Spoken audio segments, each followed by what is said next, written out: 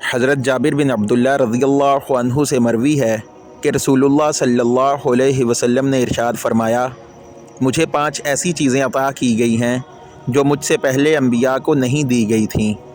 پہلی، 1 مہینے کی راہ سے میرا روب ڈال کر میری مدد کی گئی۔ دوسری، میرے لیے تمام زمین میں نماز پڑھنے اور پاکی حاصل کرنے کی اجازت ہے، اس لیے میری امت کے آدمی کی نماز کا وقت جہاں بھی آ جائے اسے وہیں نماز پڑھ لینی چاہیے۔ تیسری، میرے لیے مال غنیمت حلال کیا گیا۔ چوتھی، پہلے انبیاء اپنی قوموں کی ہدایت کے لیے بھیجے جاتے تھے، لیکن مجھے دنیا کے تمام انسانوں کی ہدایت کے لیے بھیجا گیا ہے۔ پانچویں، مجھے شفاعت عطا کی گئی ہے۔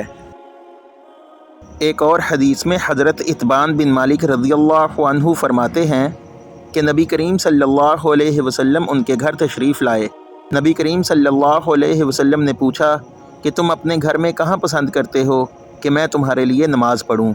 حضرت اتبان رضی اللہ عنہ نے بیان کیا کہ میں نے ایک جگہ کی طرف اشارہ کیا، پھر نبی کریم صلی اللہ علیہ وسلم نے تکبیر کہی اور ہم نے آپ صلی اللہ علیہ وسلم کے پیچھے صف باندھی، پھر آپ صلی اللہ علیہ وسلم نے 2 رکعت نفل نماز پڑھائی۔